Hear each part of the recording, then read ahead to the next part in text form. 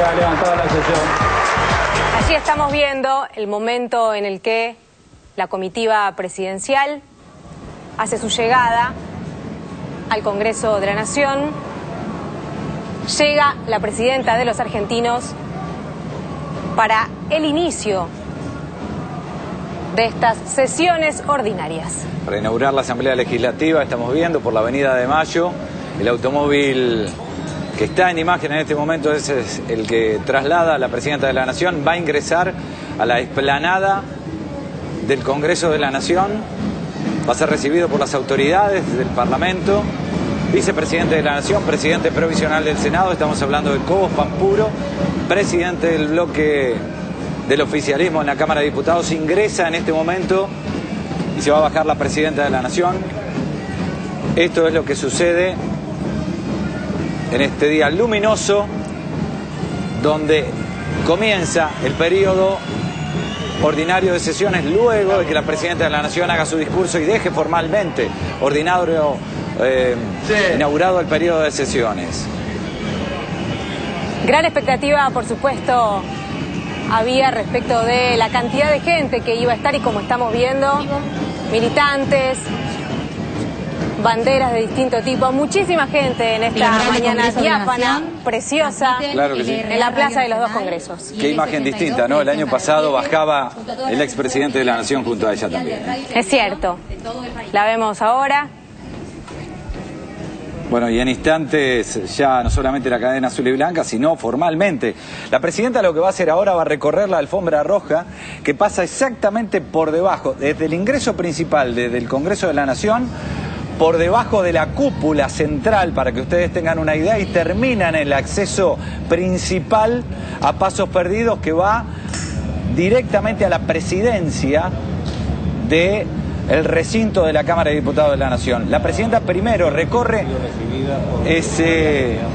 estos primeros 15 metros hasta ingresar al Salón Azul. El Salón Azul es el salón que está exactamente debajo de la cúpula del Congreso de la Nación. Allí hay una imponente araña gigante que cuelga desde el centro de la cúpula. Está entrando en este momento en el Salón Azul, un Salón Azul, bueno, que tiene muchísima historia. En el golpe de Estado del 24 de marzo del 74, allí ingresaban los militares con sus bayonetas y abrían literalmente los sillones de pana azul, que ahora fueron repuestos. Lo que está viendo la presidenta de la Nación es un ejemplar de la Constitución Nacional que es conservado bajo ese vidrio y va a ingresar a un salón especial donde la presidenta va a firmar el libro de visitas que no solamente hace cada presidente constitucional cuando inaugura un periodo de sesiones, sino también que lo hacen presidentes visitantes, que es otro momento de convocatoria de la Asamblea Legislativa. Cuando un presidente visita el Parlamento Nacional, a veces visita el país pero no visita el Parlamento, pero cuando visita el Parlamento se convoca a Asamblea Legislativa y es quizás el homenaje del Parlamento al presidente visitante. Muy distendida la presidenta de la Nación, saludando muy tranquilamente. Allí el secretario administrativo del Cuerpo, del Senado de la Nación, detrás de ella el secretario general de la Presidencia, Oscar Parrilli. Y el Salón Rosado. Ese Salón Rosado se llama Salón Eva Perón. Es el Salón Rosado particularmente porque sí, porque todo está con pana rosa, con cortinas rosas. Saluda al presidente provisional del Senado, que es el diputado Pampuro, Eduardo Fellner, como presidente de la Cámara de Diputados. Bueno, y es casi la descripción de lo que es el recorrido de la presidenta de la Nación. Toda la atención política a nivel nacional, hablamos de la atención política, está puesta ahora en el Congreso de la Nación, ya con la presidenta dentro del Congreso, acaba de firmar el libro de honor del Congreso de la Nación y se acerca lentamente para ser invitada al recinto y avanzar ya con el acto. Por supuesto, paso previo por el Salón de los Pasos Perdidos, ya hacia el honorable recinto. Ya son los últimos pasos, ¿no?, de esta entrada protocolar que ha hecho la presidenta esta mañana. Mientras tanto, estamos viendo la imagen imponente de la Plaza de los dos Congresos esta mañana, prácticamente empapeladas de banderas, de pancartas en este mediodía, donde la expectativa va a estar centrada, decíamos, en el discurso de la presidenta. Hermético, no ha trascendido. No, es cierto, no, lo único que se ha comentado es que a lo mejor la presidenta lea, cosa que no suele hacer, pero que a lo mejor lea algún tema puntual, parte del discurso. ¿Puede ser, Alfredo?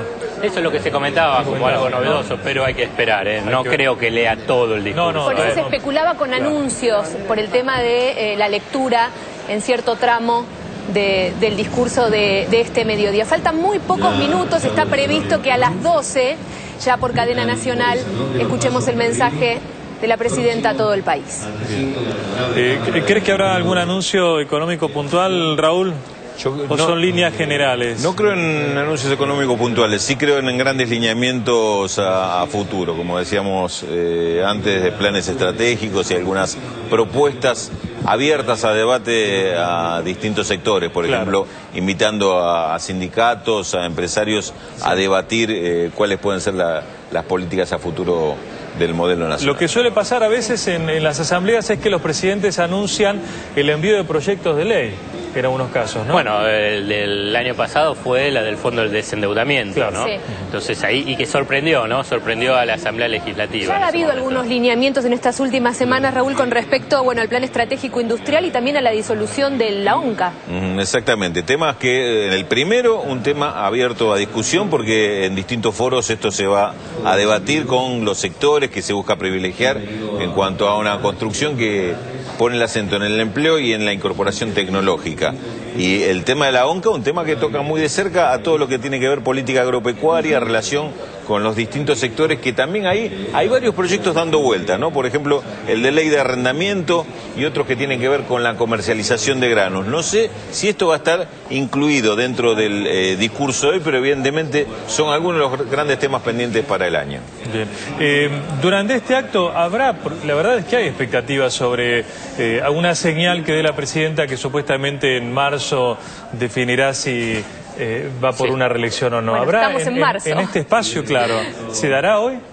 Yo la verdad que no creo, no sé. Yo creo que en cada uno de los discursos de la presidenta, en cada uno de los actos políticos, va marcando algunas de sus lineamientos, expectativas, tanto de proyectos como de gestión, como también de expectativas políticas, marcando de que cada vez está más fuerte que nunca. Me parece que son señales, digamos. A veces me parece que en este discurso hay que esperar más, digamos, todo lo que fue el 2010, pero fundamentalmente lo que mencionaba en algún momento Raúl, largo plazo, el tema de señales que no sean solamente coyunturales, sino de establecer bases para seguir creciendo y construyendo un país para todos. Hay dos consideraciones en este sentido que creo que hay que tener en cuenta. Una, que es un discurso de fin de ciclo, es el último año de este mandato y obviamente inicio de que la tendrá ella al frente o no, pero es inicio de un nuevo ciclo a partir del año 2012. Y el otro elemento, algo que recién también señalaba Alfredo, la diferencia con el año pasado. El año pasado llegó a esta instancia, el 1 de marzo, en una situación muy ríspida. Recordemos lo que era políticamente una oposición que intentaba acorralarla, que no le permitía nombrar al presidente del Banco Central. El Fondo del Desendeudamiento salió dentro de ese marco de discusión, que fue un verano, recordemos, muy caliente, el de 2009 al 2010. La discusión por las reservas. Exactamente, y el tema del pago de la deuda, ¿no? Y la controvertida salida de Martín Redrado, que se resistía a dejar su sillón. Bueno, estamos viendo las imágenes del recinto colmado y cuántos precandidatos y candidatos vemos, ¿no? En las bancas presidenciales, gobernadores también. El RA Radio Nacional y el S82 Televisión Canal 7, junto a todas las emisoras que integran el servicio oficial de radio y televisión de todo el país.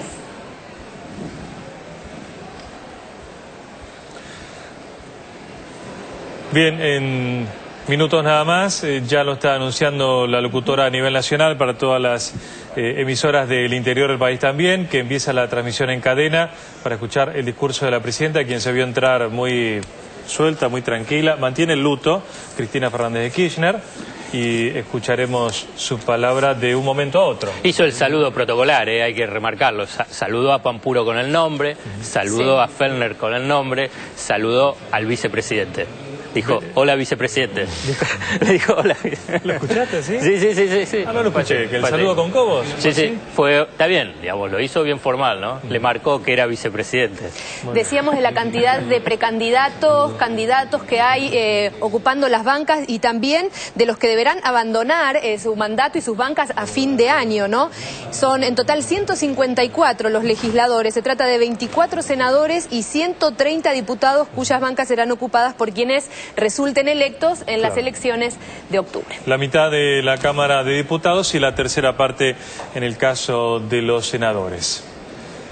Por suerte el recinto es amplio y permite que se lleve adelante esta asamblea legislativa con todos ya sentados. Y vimos también integrantes del Gabinete Nacional, vimos a Hugo Moyano también, líder de la CGT, la madre de la presidenta de la Nación. La hija también. La hija atrás.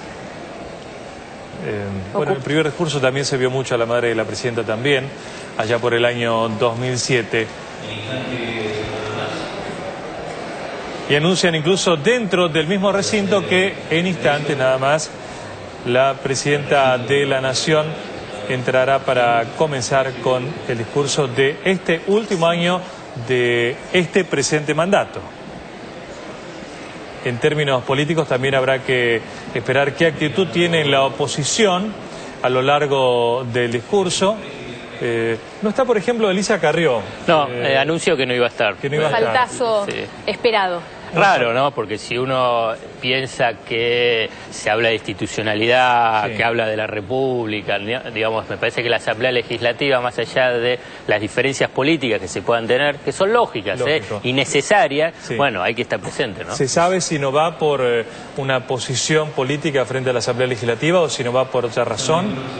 ¿Se ha estado fuera del país, puede ser? No sé si está fuera o no del país, pero me parece que lo anunció, digamos, como un hecho político. Un anuncio político, inclusive acá nos está apuntando nuestro compañero Fernando Alonso, segundo año consecutivo que hace exactamente lo mismo, que no va a este encuentro de la Asamblea Legislativa. Vimos a Ricardo Alfonsín entrar al Congreso de la Nación, estaba también el gobernador de la provincia de Buenos Aires, y hoy esta tarde a las 6 en La Plata inaugura el Congreso Provincial, y como decías, Patricia, entre los integrantes de la Asamblea varios candidatos. Por supuesto que sí. Hay que recordar también que 12 gobernadores ya inauguraron durante el transcurso de la mañana sus periodos de sesiones ordinarias en las respectivas legislaturas provinciales. Madres, abuelas, estamos viendo a Eduardo Luis Duhalde, como cada año, ocupar uno de los palcos para escuchar en minutos el discurso de la presidenta. Habrá que ver también las caras de los integrantes del peronismo federal o disidente. Hubo de alguna manera un acercamiento a partir de la muerte de Néstor Kirchner entre algunos integrantes del peronismo disidente al gobierno. Acercamiento quizá más una relación más llevadera, ¿no? Podríamos decir. Sí, bueno, lo que se ve en el peronismo disidente, el peronismo federal, es que perdió a su gran enemigo político. Entonces la verdad que se ha disuelto como una entidad muy fuerte lo del peronismo federal, incluso con divisiones internas. Bueno, Reutemann, que estaba dentro de ese marco político, se alejó, Felipe Solá también. Entonces me parece que el peronismo federal ha perdido mucha densidad, ¿no? Bien. Estábamos viendo también, como corresponde, integrantes del cuerpo diplomático que participan de esta Asamblea Legislativa. Y el presidente de la Corte Suprema de Justicia de la Nación, por supuesto, porque, como decíamos desde un comienzo, la importancia institucional es que es uno de los días del año en los que se juntan los tres poderes de la democracia como sistema de gobierno. El otro día del año es cuando asume el mandato el presidente, que será también... o sea que este año habrá dos asambleas legislativas. Ahí veíamos al diputado Carlos Kunkel. Decíamos un complejo escenario parlamentario para este año por las elecciones desdobladas, ¿no? Hoy arrancan las sesiones ordinarias. La semana que viene ya hay elecciones en una de las provincias. Por eso la dificultad, ¿no? Y el trabajo que van a tener que hacer los legisladores para poder poder sesionar al menos una vez por mes. Hay que decir que en todo año electoral, no en este año electoral, el Congreso disminuye la intensidad vinculada a la cantidad de leyes que se aprueben, pero a la vez tiene una intensidad política también muy fuerte el Congreso, porque están diputados que hacen política pensando en las elecciones, muchos, como mencionaba, candidatos a presidentes, o sea que, digamos, no hay que medir exclusivamente al Congreso sobre la cantidad de leyes que aprueba, sino la intensidad política que se refleje, y obviamente este año, un año electoral, va a ser muy intenso políticamente y el Congreso también lo va a hacer. Pero las elecciones desdobladas, ¿no?, en este año también va a influir mucho en la actividad. Claro.